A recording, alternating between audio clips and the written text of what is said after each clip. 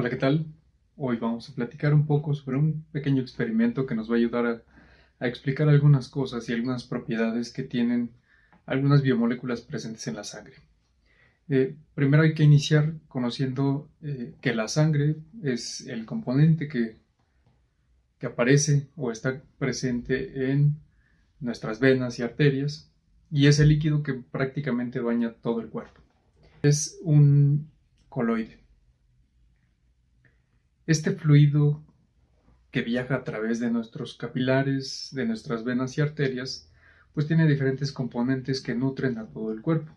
Dentro de ellos tenemos iones disueltos, iones como catión sodio, anión cloruro y algunos carbohidratos, principalmente la glucosa, algunas proteínas, dentro de ellas la albúmina es la que encabeza la cantidad de proteínas.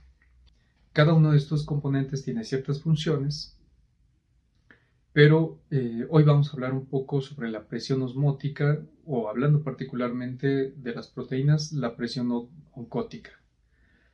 ¿Qué es esto de la presión osmótica? Pues sería la presión que ejerce un soluto para hacer que el disolvente viaje desde un lugar de mayor cantidad de disolvente hacia una menor cantidad, tratando de igualar las concentraciones y por lo tanto las presiones que ejercen estas sustancias para disolverse.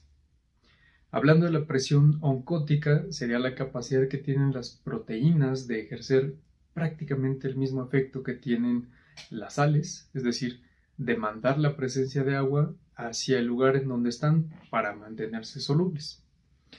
Y esto se facilita gracias a la capacidad que tiene el agua de solvatación, que se puede definir como esta capacidad que tiene de rodear las partículas para poderlas disolver. Y por ello es que el cloruro de sodio o la sal de mesa puede disolverse fácilmente por esa capacidad que tiene el agua para poder disolver y también el cloruro de sodio para poderse ionizar, para poderse separar en los iones anión cloruro y catión sodio. Y si lo pensamos, seguramente has hecho el experimento tratando de disolver la sacarosa o azúcar de mesa, que es un componente químico, es un dímero de glucosa con fructosa, y al tratarlo de disolver, sí se logra disolver, pero es un poco más tardado el poderlo lograr. Y en su caso, por ejemplo, también seguramente te ha tocado hacer o ver preparar una gelatina, que principalmente son proteínas. El punto principal es ver que se tardan en disolverse todavía un poco más que la glucosa. Y justo esto tiene que ver con las propiedades para poder demandar la presencia de agua. Y si nos vamos hacia el efecto contrario, el que el agua salga o se aleje de estas sustancias, pues es más difícil para las proteínas, comparado a su vez con el de los carbohidratos y finalmente con el de las sales. Entonces, si tú pones una disolución de cloruro de sodio en agua y la pones a hervir, pues va a ser fácilmente que se evapore el agua y se quede el sodio, el cloruro de sodio, en el recipiente sin quemarse. Cosa diferente que si yo pusiera una disolución de algún carbohidrato como la sacarosa o azúcar de mesa, se evapora el agua, pero esa sacarosa empieza a caramelizarse, empieza a convertirse químicamente e inclusive dependiendo de la temperatura puede llegar a quemarse. Lo mismo pasa con las proteínas, estas se pueden llegar a quemar. Aquí una principal diferencia, los compuestos orgánicos se pueden quemar, los compuestos inorgánicos no se pueden quemar, o es difícil poderlo lograr con una temperatura que genera la estufa. Ahora, pasando a la sangre, el principal componente es el agua y por lo tanto funciona como disolvente. Hablando en términos de alguna disolución, siempre es una regla que el principal componente es el disolvente y todos aquellos que están en menor proporción son los solutos. En este caso entonces el agua, al ser el disolvente de la sangre, pues tiene la capacidad de poder disolver todo lo que hay presente en este fluido. Esto lo podemos evidenciar gracias al pequeño experimento que vamos a ver a continuación. Vamos a realizar diferentes comparaciones, iniciando con un agua desionizada. Entonces, el agua de la llave se hace pasar a través de un filtro para el caso del experimento, y entonces es de esperarse que tenga menor cantidad de sales. Y en ese caso, se pensaría que esa disolución podría generar una menor presión osmótica para que difunda el agua desde ese punto hacia algún otro sitio. El experimento que vamos a hacer será colocar cuadros de papel de baño directamente en las disoluciones para ver qué tanto se tarda el agua para poder absorberse o pasar al papel. Nos podemos adelantar desde el punto de vista teórico pensando en que pues aquella disolución que tiene proteínas, justo como la presión oncótica está ejerciendo su efecto, pues el agua va a tardar mucho más en poder humedecer el papel. Y entonces comparamos diferentes disoluciones. Primero, estamos hablando del disolvente tal cual, el que tiene menor cantidad de iones, sería agua filtrada. Después sería agua de la llave, que tiene un poco más de iones porque pues, no pasa a través de un filtro. Posteriormente sería una solución de cloruro de sodio al 0.9%. Esto simula un poco la concentración de las sales que están en el intersticio, esto es en el espacio que existe entre la sangre y las células. Y al mismo tiempo, pues la concentración dentro de las células es aproximadamente esa, 0.9%. Entonces estaríamos pensando que serían 0.9 gramos por cada 100 mililitros de disolución. Para el caso de la glucosa, tenemos que, pues, el equivalente casero, o lo que más se le parece es la sacarosa o azúcar de mesa, que como ya lo mencioné es glucosa unida con un enlace químicamente a una fructosa. Y normalmente los niveles de glucosa en sangre oscilan por allá de 90 miligramos por decilitro, es decir, 0.09 gramos por cada 100 mililitros.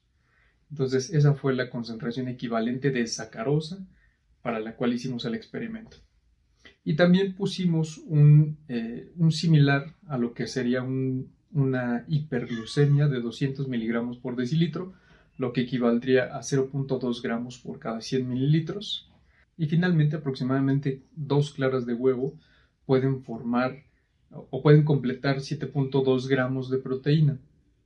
Entonces ya ese volumen se completó a 100 mililitros para lograr una concentración aproximada de 7.2 gramos por cada 100 mililitros de disolución. Entonces, viendo los diferentes efectos en los cuales el papel se deja caer sobre esta disolución o sobre este líquido, ¿qué tiene el papel? Su principal componente es la lignina, que es un polímero de pues anillos aromáticos, un componente algo complicado químicamente, una estructura compleja, que le ayuda a dar rigidez al papel, acompañado de la celulosa, que es el principal componente desde el punto de vista de carbohidratos. Entonces, estos dos componentes son los que dan esa forma o esa textura, esa rigidez al papel, a la celulosa. Y entonces esto es lo que favorece o lo que va a hacer que cuando el papel entre en contacto con el agua, pues ésta pueda absorberse directamente hacia todo el papel. Tal cual no lo va a disolver porque los polímeros difícilmente pueden llegar a disolverse. En su caso pueden lograr la producción de algunos geles, por ejemplo, polímeros de aminoácidos como son las proteínas, pues generan esta gelatina que normalmente podemos consumir, o en su caso un polímero como el almidón en agua, pues se forma alguna especie de gel, ¿no? Que cuando se seca, pues muchas veces se ha utilizado este almidón para dar rigidez a las prendas, por ejemplo. El papel lo que va a hacer en cuanto yo lo ponga en contacto con el agua, pues de inmediato el agua va a difundir y entonces va a ocupar todos los espacios que pueda del papel. Insisto que no lo va a disolver, simplemente va a difundir para humedecerlo. Y podemos ver sutiles diferencias entre cada una de las disoluciones, pero es mucho más notoria para el caso de las proteínas. Aquí estamos simulando un nivel de proteínas de aproximadamente 7.2 gramos por cada 100 mililitros. Los niveles normales de proteínas en sangre son de 6 a 8 gramos por decilitro, es decir, de 6 a 8 gramos por cada 100 mililitros de sangre, o de suero en su caso. Y entonces podemos ver esa pequeña diferencia, muy notoria, en donde el papel se tarda mucho más por este efecto que tienen las proteínas de mantener el agua atrapada u obligándola a que permanezca disolviendo esas proteínas. Entonces, esto es lo que explica que las proteínas presentes en sangre pues mantienen el equilibrio hídrico o el equilibrio del agua presente en nuestro cuerpo. Y esto es lo que ayuda a que no nos deshidratemos a pesar de estar en un ambiente muy caluroso y pues sirve la sangre como un reservorio natural de agua.